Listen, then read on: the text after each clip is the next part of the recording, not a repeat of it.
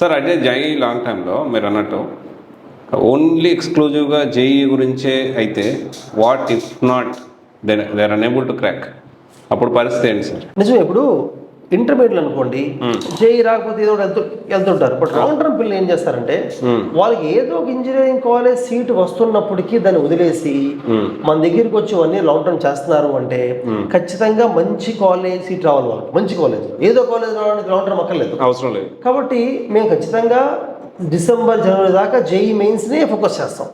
జనవరిలో జరిగే ఫేజ్ 1 మెయిన్స్లో మంచి స్కోర్ వస్తుంది లాంగ్ టర్మ్ పిల్లలకి. బట్ మీరు అన్నట్టుగా కొంతమంది స్టూడెంట్ మిస్ అయింది అనుకోండి, అగైన్ ఏప్రిల్లో జేఈ మెయిన్స్ ఫేజ్ 2లో వచ్చేలా చేస్తాం, ఎందుకంటే గ్యాప్ ఉండొచ్చు 2 months. ఇంటర్ పిల్లలకి కష్టం. ఇంటర్ పిల్లలకి ఏమవుద్ది, ఫేజ్ 1కి ఫేజ్ 2కి మధ్యలో ఇంటర్మీడియట్ ఎగ్జామ్స్ ఉంటాయి. సో ఆ టైంలో వాళ్ళ టైం వేస్ట్ అవుద్ది. లాంగ్ టర్మ్ అలా కాదు. ఒకవేళ ఫేజ్ 1లో మంచి మార్క్స్ రాకపోయినా ఫేజ్ 2 ఏప్రిల్లో బాగా స్కోర్ చేయొచ్చు. అని మన దగ్గర ఉన్న పిల్లల్లో కొంతమంది అంటే వేరే కాలేజీల్లో ఇంటర్మీడియట్ చదివి అక్కడ కాన్సెప్ట్స్ బాగా నేర్చుకోలేక జేఈలో మంచి మార్క్స్ రాకపోవడం వల్ల మన దగ్గర లాంగ్ టర్మ్ జాయిన్ అవుతుంటారు.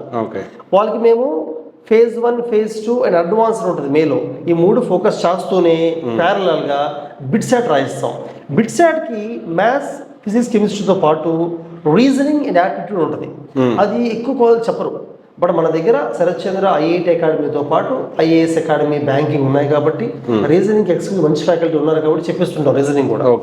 ఈవెన్ బీఆర్క్ అంటే జేఈ మెయిన్స్ లో పేపర్ 2 ఉంటుంది బీఆర్క్ అని, అది కూడా మనం రాయిస్తూ ఉంటాము.